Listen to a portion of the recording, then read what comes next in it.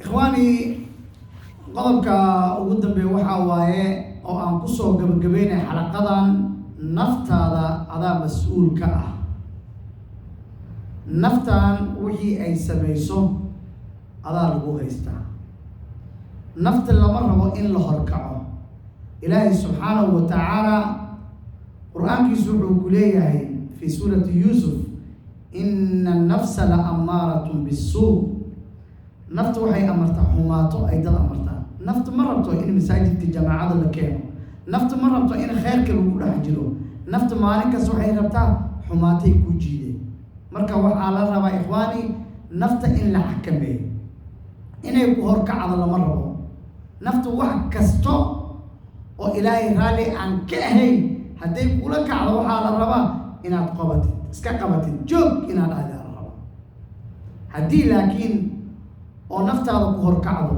oo hawadaada ku horkacdo meel xun ayaa tagay marka qofka asaga mas'uulka naftiisa haddii maanta meel ku jirto keliga ama qol aad isku soo xirtay oo ka waran ilaa shaydaana kula jiro waxaa laga yaabaa inuu ku dhaho website-kan fiiri siduu ku wado website-kan kuu geynayo meel wuxuu ku geynayo oo aflaam xun uu kugu dhex ridayo fiirsuu ku leeyahay beriyaa ka tooba keena waxba maaha caadi waa iska fiirso markaa keligaa tahay marka nafta waxaa la rabaa haddii ku horkacdo meel xun ayaa tagay marka waxaa la rabaa nafta marka waxaa la rabaa inaad dhahdid inaad qabatidaa la rabaa zayn alcaabidiin wuxuu leeyahay ana aladii uqliqu alabwaaba mujtahidan cala almacaasi wa caynu llahi tanduruni buu leeyahay zayn alcaabidiin radia allahu canhu wuxuu leeyahay ani waxaan ahay kii xiranaya albaabka oo mujtahidan dadaalaya cala macaasi wa caynu llahi ilaahay ishiisa tanduruni way arkaysaa uu leeyahay macnaha albaab markuu kuu xiran yahay ilaahay kuu jeedo waxaa laga yaabaa haddii lagugu soo garaaco inaad soo boodidaa la rabaa oo soo boodid oo dadkiia ka baqay ka waran ilaahay subxaanahu wa tacaala uu kuu jeeda xadiidkii dheer haddaan u laabano xadiidkii nabiga calayhi salatu salaam markuu jibriil uu imaaday oo uu weydiiyey maa huwa alislaam islaam waxaa waaye ashhadu an laa ilaaha ila allah wa anna muxamad rasuulullah wa iqaami salaa haddana markuu u weydiiyey iimaan an tu'mina billah wa malaa'ika meeshaan u dan leeyahay maa huwa alixsaan uu yidhi nabiga calayhi salatu salaam wuxuu yihi ixsaan maa rabtaa an tacbud allaha ilaahay inaad caabuda kaannaka taraa wax adiga aad arkaysid ama ilaahay u caabudaa lagu dhahay fain lam takun taraa haddii ilaahay aadan arkaynin fainahu yaraaka asaab ku arkaa ilaahay haddii ilaahay adig aan arkaynin asaab kuu jeedo waxaa la rabaa markaa keligaa tahay waxaa la rabaa nafta inaad adig xakamaysid nafta waxaa la rabaa inaad ugu sheekaysidid in adduunkan laga tagaayo imisaa qof oo walaalaheen ah oo masaajidkan hadda aan fadhino oo nagula dugtay oo maanta qabri ku jiro social mediaha marka saasaa u furtid facebooka waxaad arkaysaa inna lillahi wa inna ilayhi raajicuun hebel ayaa dhintay qabrigiis ilaah u waansici adina beri waa lagu tacsiyeynayaa su-aasha meesha taash waxaa waaye inaan dhimanayno annagoo dhan waan ognahay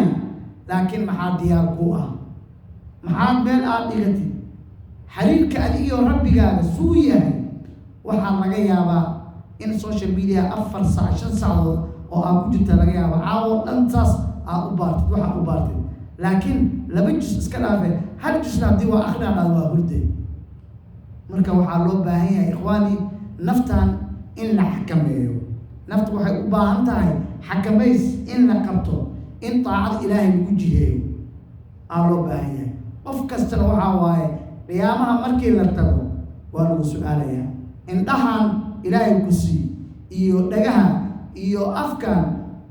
mas-uul ayaa ka tahay beri waxa waaye wixii ay sameeyaan adina waa lagu weydiinayaa ilaahay subxaanahu wa tacaala qur-aanku wuxuu ku leeyahay walaa takfu maa laysa laka bihi cilm ina asamca waalbasara waalfu'aada kullu ulaa'ika kaana canhu mas-uula midkaas waa la weydiinayaa carabkan hadda adigaa u jeedid beri waa la weydiinayaa waxaan ma samaysa heer wuxuu gaara inuu dhaha ilaahayow wax aan sameey ma laha carabka dhan baa laga xidhaya yaa hallaay gacmaha اليوم نختم على أفواههم وتكلمنا أيديهم وتشهد أرجلهم حبناها قبري مرخاتي وفرين مركب على الربا إنا إلالس إنها إنا إلالس إلهي سبحانه وتعالى قرآن يسوع قليل وقل للمؤمنين رجع الله في سورة النور يغضوا من أبصارهم أرجو الله ونعمهم ويحفظوا فروجهم فرجانها إلى ريان الله آية كحيت إلهي وقليل وقل للمؤمنات هذا في قبلي على الله يغضضن من أبصارهن حلا بان أرجو ويحفظن فروجهن فرجانها إلى ريان مركا إخواني وحال الربا نفت هذا إن عدو شيء كيسي هبيكي بركة عليك عالسيحانيسي أو عليك عالسوويسي نفت وحاو شيء كيني قبرك اللي قراي منكر ونكير سؤالها ميشا كداعي قبرك اللي صوبحاي هي بناك قيامها لتقاي نورك ميشك وكدما دك نورك وكدما دك وحاواي جيكا زي أو عاي كجل جلبويين وحاصل لن الله كربعاي فريق في الجنة وفريق في السعير وحق هذا نفته بصير كرسول غنيا حال كرسول غنيا حاجة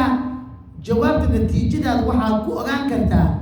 الدون كان وحيانا عن طريق أو بروجكت وأوغان كرتا هدون مصير كوحية حد أدواس أوغان كرتا نتيجة ده حد أوغان كرتا وحي أديك أسميسي أحد الوقوع أول مرينا إلهي دل مطلميو إلهي سبحانه وتعالى قرآن يسوع كلياي ونضع الموازين القسط مركي لديسو ميزانك عدالة ليوم القيامة فلا تظلم نفس شيئا وحل الظلمين مرها وإن كان مثقال حبة من خردل وحير أو خردل أو أجل أو وحير داسميس أتينا بها أمر إلهي وكفى بنا حاسبين وعن حسابنا وحل اسكاكا تقعي مرها وهي أديك التي مادت وميزاك الوصارية فمن يعمل مثقال ذرة خيرا يرى ومن يعمل مثقال ذرة شرا يرى نفترض على مسؤول كرا حتى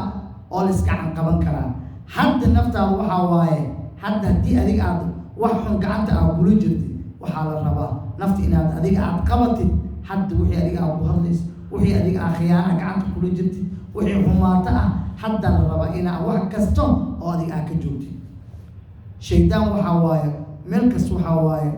تعال تعال تعال كلية برد من وحواي قيامة مركي اللي تجمعوا كلية شيطان إلا أن دعوتكم أنا وإذن وعليها فاستجبتم لي إذن كنا وإيسو أجيبته فلا تلوموني هيدا قالنا ولوموا أنفسكم بريد دوك ولا كورا شيطان ولقامي أردت أنا ما بقوا أقانوا كلية إلهي وني كان ولقي ما بأركب قفض الشيطان أركب من وجهه لكن شيطان وحواي مركي أديك عباد إلهي وكهر استاجيا إلهي بقرآن محوكي لأقعدن لهم صراطك المستقيم أضرب جدك مفلساوي ثم لآتينهم محاو إيمانيا من بين أيديهم هرتو ومن خلفهم وعن أيمانهم ملتو وعن شمائلهم ولا تجد أكثرهم شاكرين مركب على الربا نفتح إن لقبته وحال ربا عبادة الوجود ذا لو باهي وجزاكم الله خيرا السلام عليكم ورحمة الله وبركاته